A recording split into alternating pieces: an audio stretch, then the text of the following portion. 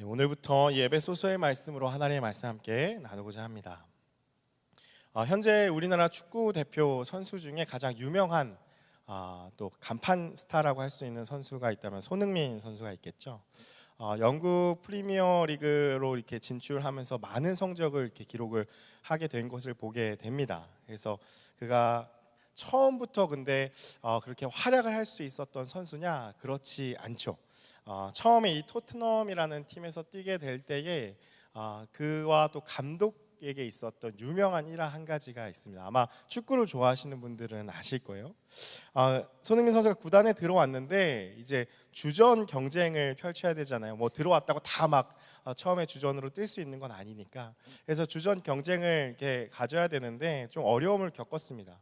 그래서 상대적으로 축구 선수인데 이 필드에 나가서 경기를 할 수 있는 시간이 없다 보니까 마음이 좀 어려웠던 거죠. 그래서 손흥민 선수가 다시 한번 그냥 독일로 돌아가야 될까 하고 있는 이런 상황에 고민을 하고 있는 상황에 그때 이제 감독이었던 손흥민 선수를 영입하였던 감독이었던 이 포체티노 감독이 한 마디로 인해서 그가 이 토트넘에 남게 되고 지금까지 이렇게 훌륭한 성적을 하는 이게 선수로 되는데요.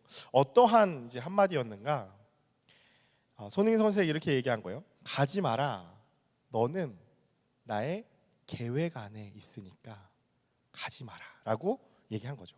조금만 기다리면 충분히 많은 시간을 뛸 수 있을 거다라고 한 이 감독의 한마디. 그 한마디 때문에 손흥민 선수가 이 팀에 잔류하게 되고 그곳에서 놀라운 이 역사를 써내려간 선수가 된 것이죠. 여러분, 그 무엇이 그곳에 그가 남도록 했을까요? 다른 사람이 가지 마라라고 붙잡고 다 계획이 있어 잘 될 거야라고 했으면은 사실 어떠한 감흥도 없었을 것입니다.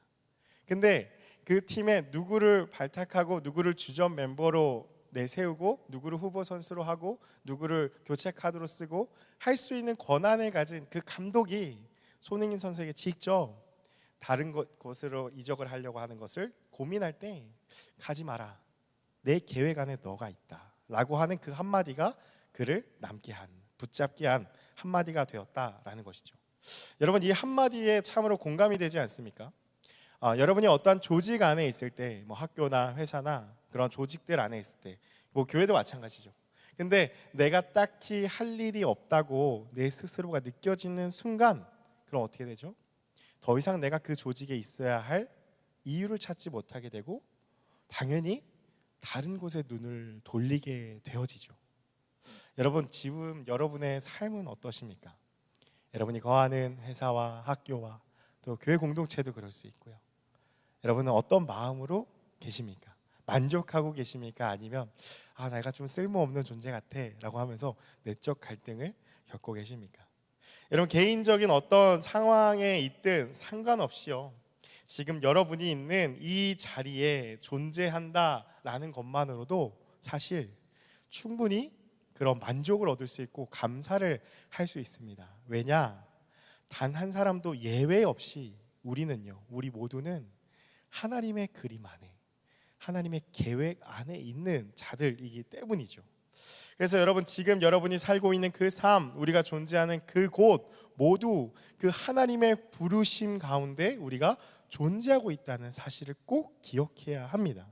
여러분, 이 사실이 되게 중요한데요, 이 부르심을 내가 깨달았느냐는 어떠한 것과 연결이 되어지냐면 바로 구원과 연결이 되어집니다.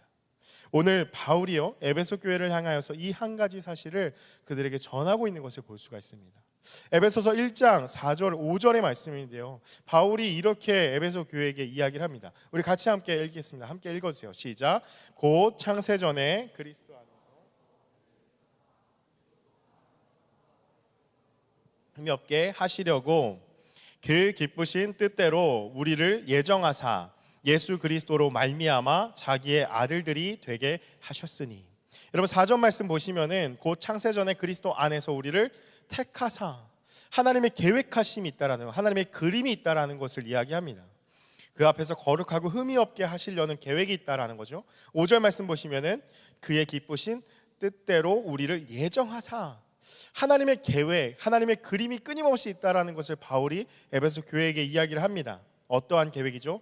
거룩하고 흠이 없는 자기의 아들들, 자녀가 되게 하신다라는 그 그림이 있었다라는 것입니다. 여러분, 그리고 이 바울이 2장에 와서 이렇게 얘기를 하는데요, 그는 허물과 죄로 죽었던 너희를 살리셨다라고 하면서 이 구원을 연결합니다. 하나님이 미리 너의 인생들은 미리 하나님께서 계획하신 그 계획 안에 있었고, 창세 전에 이 세상이 만들어지기도 전에 이미 계획 안에 있었고, 그 하나님의 큰 그림 안에 너희의 존재가 있었고, 그리고 지금 있는 너희를 하나님께서 구원하셔서 그 구원함을 얻은 자라는 것을 말하면서 우리가 잘 아는 에베소서 2장 10절의 말씀을 이렇게 얘기하는 것이죠. 우리 에베소서 2장 10절도 같이 함께 읽어볼게요. 시작. 우리는 그가 만드신 바라 그리스도 예수 안에서 선한 일을 위하여 지으심을 받은 자니 이 일은 하나님이 전에 예비하사 우리로 그 가운데서 행하게 하려 하심이니라. 아멘. 여러분, 말씀 보시면 뭐라고 나와 있습니까? 우리는 그가 만드신 바라. 우리 복음과 믿음 할 때도 그렇고 말씀 가운데도 한번 나눠 드렸었죠. 우리는 그가 만드신 바 뭐였죠? 포이에마라는 걸작품. 이 세상에 단 하나밖에 없는 리미티드 에디션이 바로 하나님이 만드신 나 자신, 우리다라는 것입니다. 여러분, 그러한 우리를 하나님께서 선한 일을 위하여 지으셨고 선한 일을 행하는 것이 우리의 일이라고 말하면서 바울은 에베소 교회에게 우리가 다 하나님의 계획 안에 있는 자들이야, 그 부르심을 너희가 알고 있느냐, 그 구원을 너희가 알고 있느냐라고 하면서 이야기합니다. 그래서 에베소서의 내용을 간략하게 우리가 살펴보면요, 사실 앞에 1장부터 5장 그리고 오늘이 본문이 6장 10절 이 전까지의 말씀은 한 문장으로 요약하면은 바울이 그리스도인으로서 구원받은 자로서 우리가 지향해야 하는 삶이 어떠한 삶인지를 쭉 이야기를 합니다.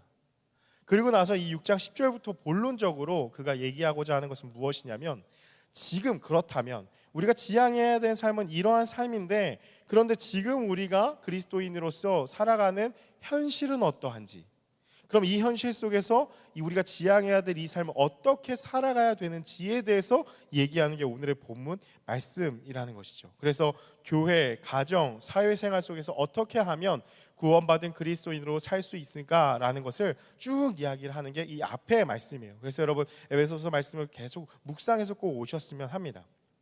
그리고 오늘 우리가 읽은 말씀 6장의 본문은 바로 그 그리스도인들 앞에 놓여진 현실, 우리가 이 현실 앞에서 그리스도인으로서 어떻게 살아갈 수 있는 것인가, 진정으로 사실 바울이 하고 싶은 얘기가 바로 여기서부터 나타납니다. 우리 읽은 말씀 에베소서 6장 10절에서 11절 말씀 우리 같이 함께 다시 한번 읽어보겠습니다. 시작.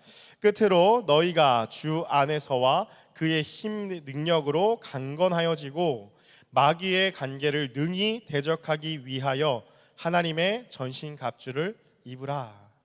여러분, 지금 우리가 당면하고 있는 상황, 구원 받았어요, 감사해요, 오케이. 그런데 우리가 지금 현실적으로 어떠한 상황에 놓여 있는가? 마귀의 관계 앞에 있는 상황이라는 것이죠. 관계는 음모, 음흉한 그러한 유혹, 모략, 이러한 것을 의미합니다. 그런 마귀의 모략 앞에, 유혹 앞에 있는 것이 우리의 현실이다라는 것이죠. 중요하게 살펴봐야 할 단어가 이 10절의 처음에 나타난 끝으로라고 하면서 이제 시작되어지는 단어예요. 어떠한 의미냐면 종말로, 마지막으로, 나머지는, 이러한 의미예요. 그래서 바울이 진짜 마침내 하고 싶은 이야기, 이 에베소서의 클라이막스가 사실 여기서부터 시작되어지는 것이죠. 예수님이 부활하시고 승천하신 이후에 이 땅에 남겨진 그리스도인들, 주님이 다시 오시기 전까지 이 땅에 남겨져 있는 그리스도인들의 삶, 이 땅에서 그리스도인들이 해야 할 남은 일들이 무엇인가 라고 하면서 끝으로, 종말로, 나머지, 이제 남은 자들이 우리는 이렇게 살아가야 한다라고 하면서 이야기하는 것입니다. 지금 우리의 삶은 어떠한 삶이고 상황인가? 마귀의 음모가 있고 유혹이 있고 속임수가 있는, 다시 말하면 그 마귀와 전쟁 중이라는 것입니다. 그래서 우리가 교회에서 계속 얘기하는 용어 중에 하나가 바로 영적 전쟁이라는 표현을 쓰죠. 여러분, 지금 바울이 에베소서 전체적으로 무엇을 말하고 마지막으로 남은 것이 이것이라고 언급하는지를 우리가 다시 한번 살펴봐야 합니다. 하나님의 부르심에 응답하여서 그 부르심을 깨닫고 내가 구원함을 받았어요. 그러한 그리스도인이에요. 그런 그리스도인으로 살아가는 삶의 현실이 무엇인가? 영적 전쟁이라는 것입니다. 그리스도인의 삶은 영적 전쟁이다. 지금 너희의 삶은 영적 전쟁이다라고 이야기하는 것이죠. 그래서 12절에 이렇게 이야기하는 것입니다. 우리 12절 말씀도 다시 한번 읽어보겠습니다. 시작.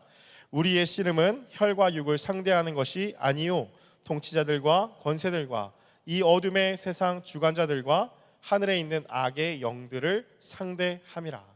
어떤 상황이죠? 씨름 중, 싸움 중이라는 것을 이야기하죠. 어떤 것과?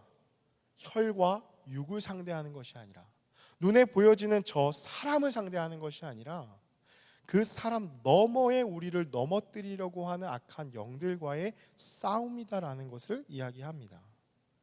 사랑하는 여러분, 보이는 것들과의 싸움이 아니라 보이지 않는 것들과의 싸움이라고 바울이 분명히 얘기하는 것을 볼 수가 있죠.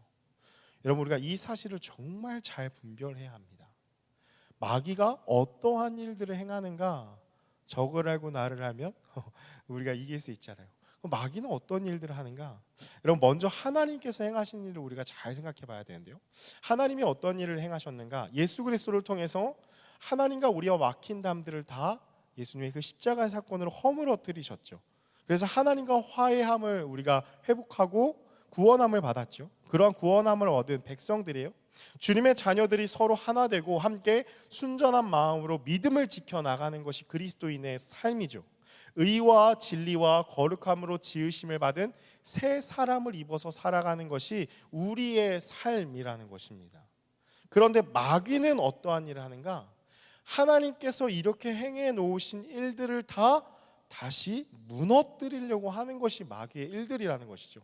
온 힘을 다하여서 다 그것을 파괴하려고 하는 것이 마귀의 일들이라는 것입니다. 그래서 우리가 하나님과 가까워지는 것을 방해하는 것이죠. 다시 분리시키려고 합니다.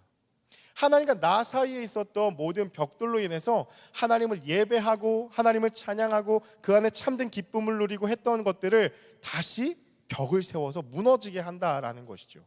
그것이 마귀가 하는 일이라는 거예요.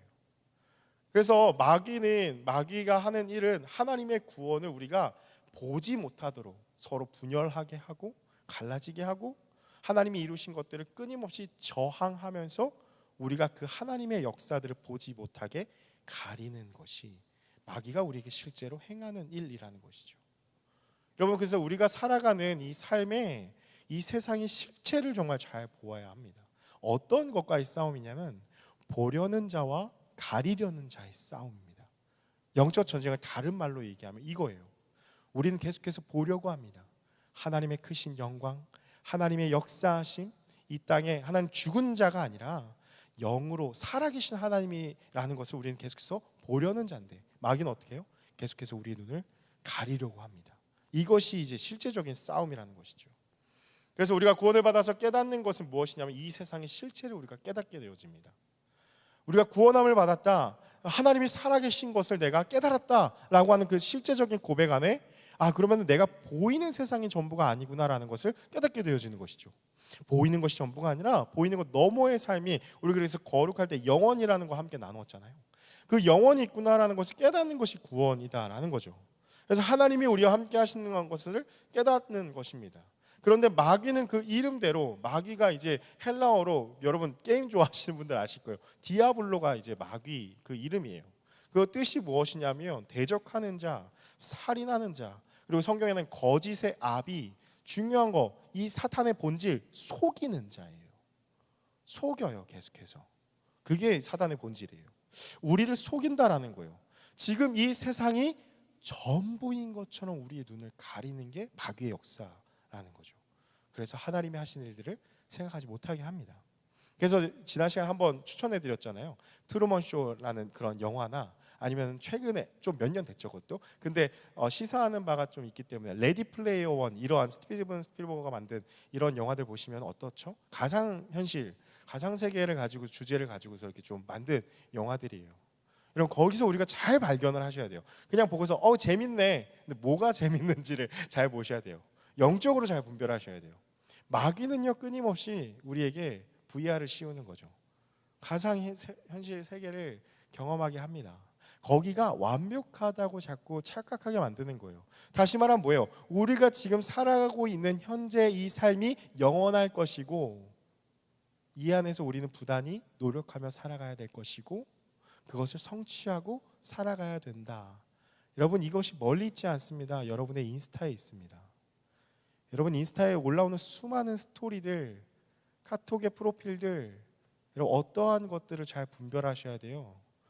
그 모습이 실제가 아니라는 걸 꼭 보셔야 돼요. 이게 영원하지 않다는 눈을 봐야 한다라는 거죠. 그리고 하나님을 우리가 본다라는 것은 어떠한 거죠? 현실 세계라는 것입니다. 여러분, 오늘날 합리주의적인 유물론이 엄청난 영향을 끼치고 있는 이 시대를 우리가 살아가고 있기 때문에 우리가 영적인 세계에 대해서 이야기를 하면은 아마 여러분 가운데도 오늘 이 설교를 들으시면서 좀 터무니없는 소리를 하고 있네 라고 이렇게 느끼시는 분들이 있을 거예요. 왜냐하면 보이는 게 전부지라고 생각하시기 때문이죠. 그런 눈으로 우리가 성경을 읽으면 어떻게 되죠? 성경은 다 그냥 신화, 미신적인 요소들이죠. 이런 거는 그냥 그렇게 될 수 있는 거야. 이 현실이 내가 보는 전부가 전부라고 생각하기 때문에 그러한 눈으로 보면 그렇게 보인다라는 거예요. 여러분, 마귀의 전략 중 하나를 꼭 기억하셔야 돼요. 마귀의 전략 중 하나는 무엇이냐면요, 사람으로 하여금 영적인 존재가 자신 스스로도 영적인 존재인데 이 영적인 존재를 사람들의 머릿속에서 지웁니다. 없는 것처럼 만드는 거예요. 그래서 교묘하게 우리를 속이는 게 그게 마귀의 전략이에요. 여러분, 귀신은 있습니다. 하나님이 영으로 존재하십니다. 이것들을 자꾸 생각하지 못하게 만들어버리는 거죠. 야, 귀신이 어딨어? 야, 하나님이 어딨어? 눈에 보이는 게 전부야 라고 만들어버리는 게 그게 사단의 전략이에요. 여러분, 물론 이 영적인 세계를 우리가 잘 생각해야 돼요. 분별해야 돼요. 모든 것들을 막 다 귀신의 역사로 얘기하는 거는 그거는 이단이에요. 베레아라고 하는 유명한 이단이 있거든요. 김기동 목사라고 하는 그런 사람이 귀신론을 다 그렇게 풀었어요. 저 사람 감기에 걸렸어. 저 귀신 들린 거야. 자, 기도해서 막 귀신 들린 거 쫓아하면은 저거 다 감기 나을 수 있어. 그래서 지금도 있어요, 여러분. 멀리 있지 않아요. 저 다락방이라고 하는 이단, 되게 큰 이단이 있어요. 그래서 몇 달 전인가요? 얼마 전에 PD 수첩인가 한번 나왔어요. 그 가장 총회장 류광수라고 하는 목사 있는데 막 그 벤츠 그 S클래스 막 제일 좋은 거 마이바흐 막 이런 거 타고 다니고 그러면서 뭐 손목에 막 집 한 채만한 시계 막 차고 다니는 거 막 나온 거 있어요. 그렇게 다 미혹해서 성도들 헌금 걷어가지고 그렇게 호의호식하고 살아가는 것이죠. 그렇게 하는 것을 우리는 경계해야죠. 모든 걸 다 영적으로 그렇게 해석하면 안 돼요. 그건 실제로 옳지 않죠. 근데 여러분, 기독교는요, 말 그대로 신비의 종교예요. 그냥 우리가 이성적으로, 도덕적으로, 윤리적으로 조금 더 좋은 교훈을 얻기 위해서 성경을 읽는 것이 아니라 이 안에 살아계신 하나님, 영으로 존재하신 그 하나님의 존재를 알게 되는 것이죠. 그분이 행하신 일들을 믿는 것이 바로 구원입니다. 그래서 예수님이 무슨 일을 행하셨나, 요한일서 3장 8절의 말씀에서는 이렇게 이야기를 하는데요. 우리 같이 함께 읽겠습니다. 시작. 죄를 짓는 자는 마귀에게 속하나니 마귀는 처음부터 범죄함이라. 하나님의 아들이 나타나신 것은 마귀의 일을 멸하려 하심이라. 여러분, 하나님의 아들 예수 그리스도가 행하신 일이 뭐예요? 마귀의 일을 멸하는 거예요. 마귀의 일이 뭐라고 했죠? 하나님과 우리 사이를 계속해서 갈라놔서 어떻게 해요? 우리를 지금 살아가고 있는 지금 내 삶이 이게 영원할 것처럼 속이는 거, 이게 마귀의 일이잖아요. 이거를 멸하려고 하시는 것이 예수님이 행하신 일이라는 거죠. 여러분, 그래서 예수님의 십자가 사건이 나타내는 중요한 의미 중에 하나가 어떠한 의미냐면 바로 승리의 십자가예요. 예수님의 십자가는 승리의 상징인 거예요. 여러분, 겉으로 보기에는 사단의 세력이 예수님을 패배시켰다고 볼 수가 있죠. 세상의 힘의 논리로 십자가를 바라보십시오. 아니, 세상에 인류를 구원할 그 메시아가 저 십자가에 정말 무기력하게 달려서 죽었다고? 라고 우리는 볼 수 있어요. 세상의 힘의 논리로 보면 그렇죠. 그런데 예수님이 죽으시고 끝났나요? 아니죠. 무덤에서 부활하셨습니다. 살아나셨습니다. 그가 살아나신 것이 바로 승리의 상징이라는 거죠. 예수님이 죽으시고 끝난 것이 아니라 살아나신 것, 무슨 의미냐? 죽음도, 마귀가 가장 권세를 부릴 수 있는 것 끝판왕이 뭐냐면 죽음인데, 그 죽음조차 예수님을 가둘 수가 없는 것이죠. 다시 살아나셨으니까요. 안 그러면은 예수님이 계속 죽은 자의 하나님으로 계셨다면은 그러면은 마귀의 권세 아래 짓눌린 거죠. 죽음을 이기지 못했으니까요. 근데 다시 살아나심으로 예수님이 그 마귀의 권세, 죄와 사망의 권세를 다 짓밟아 버리신 거예요. 그래서 예수님의 승리. 그래서 기독교는 부활을 찬양하고 부활의 신앙이 우리 가운데 있어야 하는 것이죠. 자기 자신들이 천하무적이라고 생각하는 이 마귀의 가장 강력한 힘인 죽음도 예수님 앞에서는 무용지물이 된 것입니다. 여러분, 그렇다면 우리가 이 영적 전쟁 가운데 이러한 질문이 들 수 있어요. 아니 그러면요, 예수님이 다 이기셨잖아요, 그렇죠? 예수님이 다 승리하셨잖아요. 그래서 우리가 승리를 계속 찬양했잖아요. 그런데 왜 우리는 여전히 영적 전쟁을 치러야 합니까? 이긴 거 아닙니까 예수님이? 이렇게 우리가 생각할 수 있잖아요. 여러분, 이런 오늘날의 이 영적 전쟁의 상황을 잘 설명해 주는 유명한 일화를 제가 좀 발견했는데요. 이 리차드 코킨이라는 영국의 목회자가 쓴 당신을 위한 에베소서 이 책 함께 읽으면서 또 말씀 준비하는데 이런 내용이 있더라고요. 여러분, D-Day라는 용어 아시죠? 여기서 유래한 걸로 우리가 잘 생각해 보면 되는데요. 제2차 세계대전이 일어난 그때의 일입니다. 1944년 6월 6일에 연합군이 이 프랑스 노르망디 상륙 작전에 성공하죠. 그래서 이 독일군과의 대항 가운데서 그들이 우위를 선점합니다. 그래서 그러니까 전체적인 전쟁의 이 판도를 놓고 봤을 때 그 상륙 작전에 성공함으로써 이제 판도가 완전히 뒤바뀐 거예요. 이제 더 이상 독일군은 힘을 쓸 수가 없는, 이게 딱 봐도 이제 다 진 전쟁이 된 거죠. 그래서 연합군이 다 이긴 전쟁으로 이미 기정사실화가 다 된 거예요. 1944년 6월 6일에. 그래서 우리나라도 이때 일제 강점기 시절이었잖아요. 그래서 이 44년도부터 실제적으로 어떤 소문이 돌기 시작하죠. 이 연합군이 전쟁을 이겼대라고 막 이렇게 소문이 돌기 시작합니다. 그래서 이 전쟁은 좀 있으면 끝날 것이다라고 막 퍼진다라는 거죠. 근데 여러분, 전쟁이 끝났습니까? 안 끝났습니까? 안 끝났죠. 전쟁이 끝난 시기는 1945년 언제죠? 5월 5일에 그때 끝나게 됩니다. 그리고 우리나라는 8월 15일 광복을 그때 맞이하게 된다라는 거죠. 그가 1년 동안 44년 그때부터 상륙작전을 시작한 시점부터 그 이듬해인 45년에 완전히 전쟁이 끝날 때까지 그 1년 동안은 어떤 상황이죠? 그 패잔병들이 독일로 돌아가면서 계속해서 전쟁이 곳곳에서 잔잔하게는 일어나고 있는 상황이라는 거죠. 그런데 완전히 전체적인 판도를 놓고 봤을 때는 누가 이겼어요? 연합군이 이긴 상황이라는 거예요. 여러분, 그래서 그 상륙 작전이 펼쳐진 그 날을 이제 군사 용어로 D-Day라고 하면서 상륙이라는 용어를 써서 D를 쓰기도 하지만 어떤 목적 그런 용어를 써서 D-Day로 하잖아요. 그리고 나서 승리한 날 빅토리 데이, V-Day라는 그 뒤에 용어가 그렇게 나오죠. 여기서 우리가 이런 개념을 생각해 볼 수 있고요. 또 한 가지는 뭐냐면 여러분, 화재를 진압할 때 우리가 그러한 개념도 볼 수 있습니다. 여러분, 산불이 지난 보면 막 퍼졌잖아요. 막 정말 다 삼켰잖아요. 근데 큰 불을 먼저 딱 잡죠. 더 이상 퍼져나가지 않게. 큰 불을 잡고 막 퍼져나가는 그 라인을 계속해서 물을 뿌리면서 그 불을 잡아요. 그럼 뒤에 있는 나머지 잔불들이 있잖아요.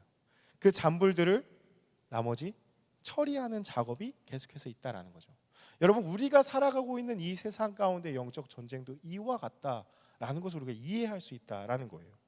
예수님께서 그가 직접 이 세상을 대속하실 그 대속 제물이 되셔서 십자가에 죽으시고 그 피를 흘리심으로써 그 죄를 다 완전히 사해 주셨죠. 영적 전쟁 가운데 다시 살아나심으로 이기셨어요. 그렇죠? 그런데 이 전쟁은 언제 끝나냐면 예수님이 이 땅 가운데 다시 오시는 그 날이 V-Day라는 거예요. 그 날이 완전히 잔불까지 없어지는 종료의 상한 완전한 하나님의 나라가 속히 그때 온다라는 것이죠. 그러면은 우리는 그 이미와 아직의 사이를 살고 있는 오늘날의 이 시대는 어떤 거예요? 전체적인 전쟁의 판도는 다 바뀌었어요. 예수님이 다 승리하셨어요. 사탄은 꼼짝도 못해요. 그런데 여전히 우리가 영적 전쟁 가운데 있는 이유는 예수님이 다시 오시지 아직 않은 시대를 살고 있기 때문에 여전히 우리에게 이 잔잔바리와 같은 잔불을 정리해야 될 것과 같은 이러한 상황이 있다라는 것이죠. 여러분, 그래서 이 땅에 살아가면서 우리는 이 폐잔병인 마귀와의 영적 전쟁 가운데 살고 있다라는 것입니다. 그래서 마귀가 우리를 어떻게 하지 못한다라는 게 이러한 개념이라는 거죠.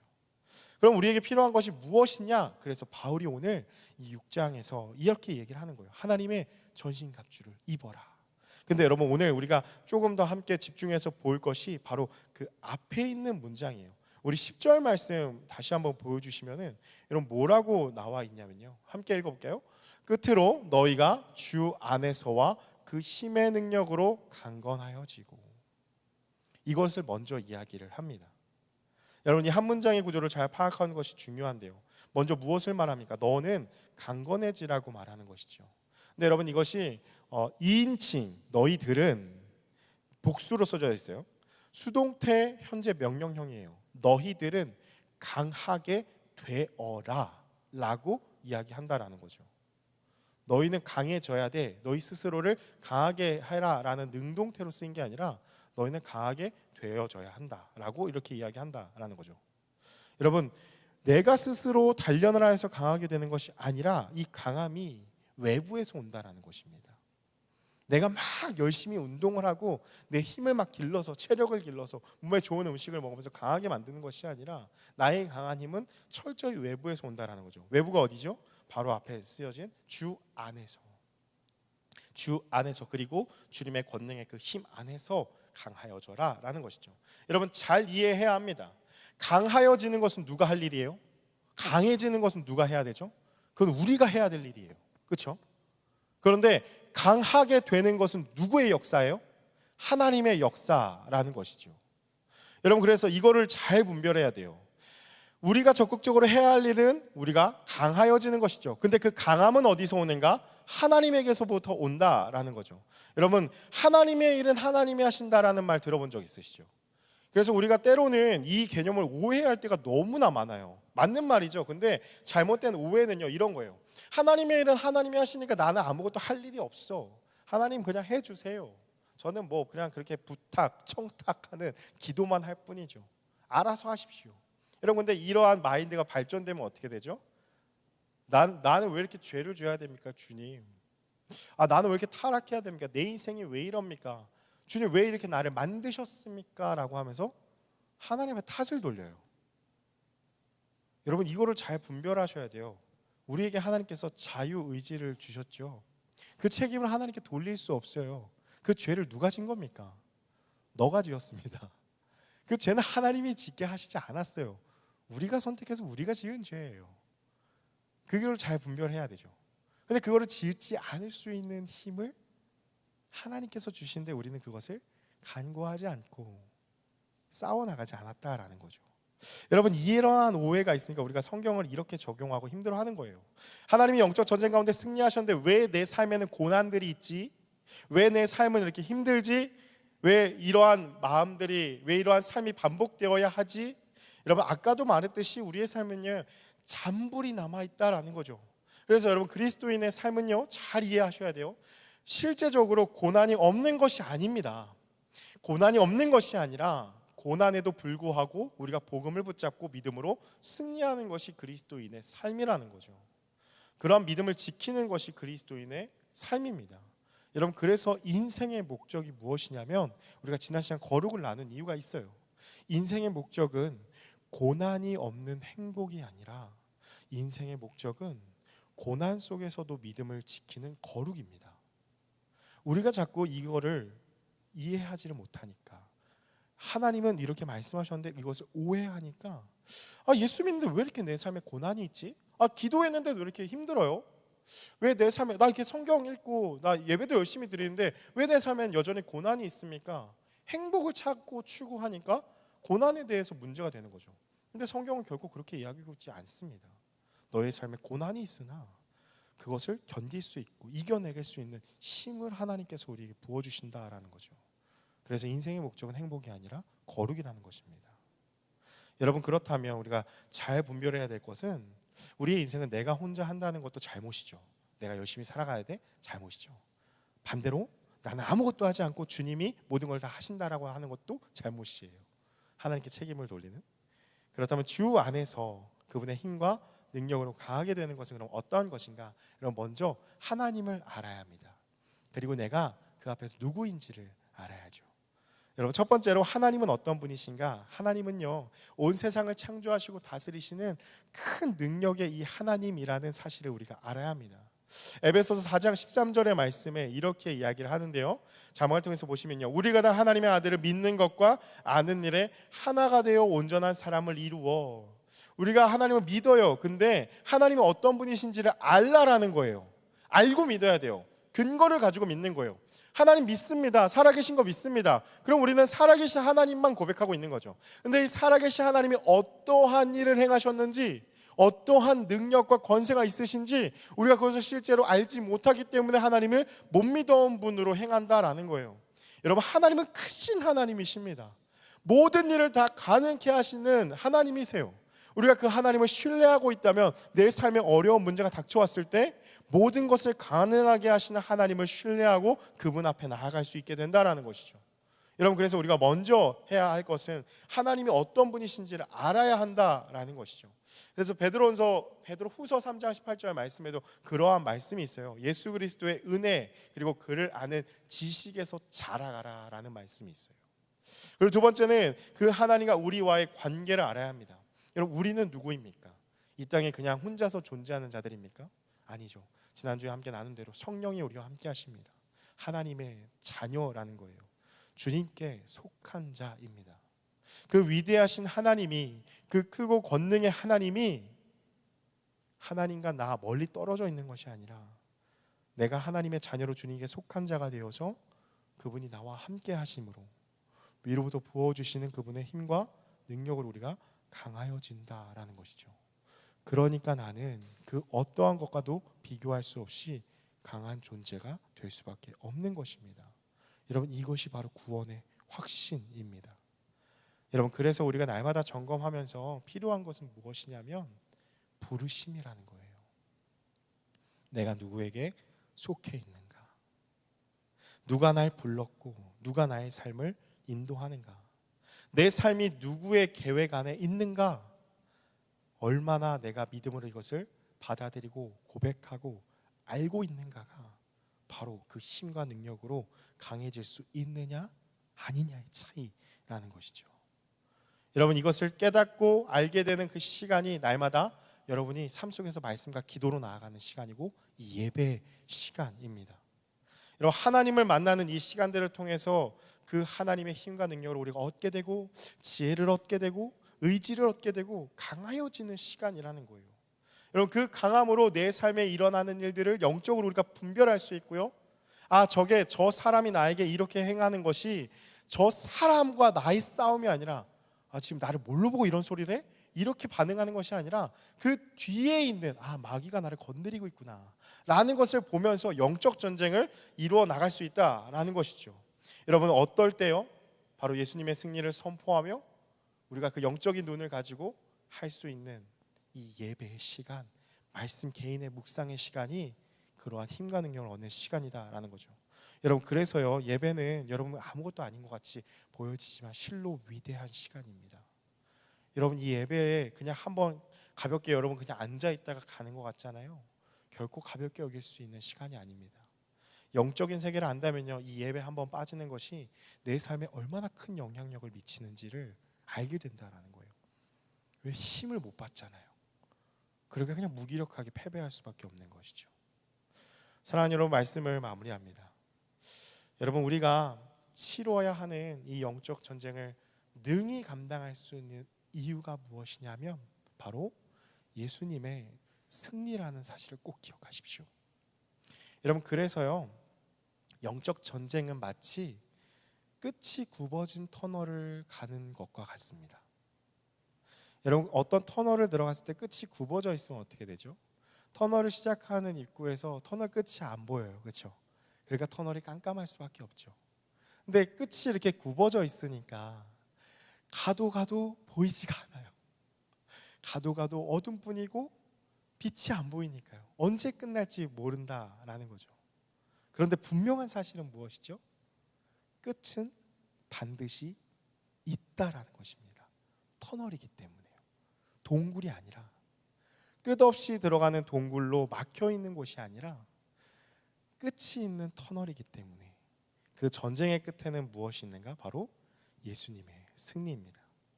그래서 여러분, 그리스도인들은요, 승리가 있다는 것을 알고 이 땅을 살아가는 자들의 삶입니다. 다시 말하면 여러분, 우리의 싸움은요, 이미 이겨놓고 싸우는 거예요. 이겨놓고 싸우는 거예요.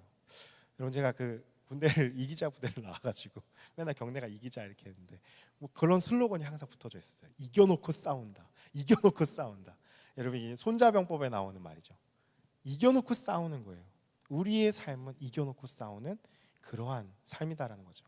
여러분, 그래서 우리의 삶을 살아갈 때 예수님이 말씀하시는 거예요. 우리 오늘 암송구절에도 있었잖아요. 내일 일은 내일이 염려할 것이도 아무 염려하지 말라.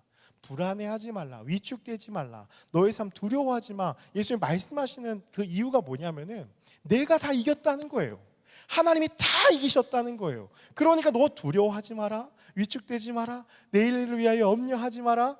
내가 다 이겼다. 내가 세상을 이겼다라고 말씀하신다라는 거죠. 여러분, 그래서 우리의 마음을 그런 것에 두면 안 되는 것입니다. 왜냐?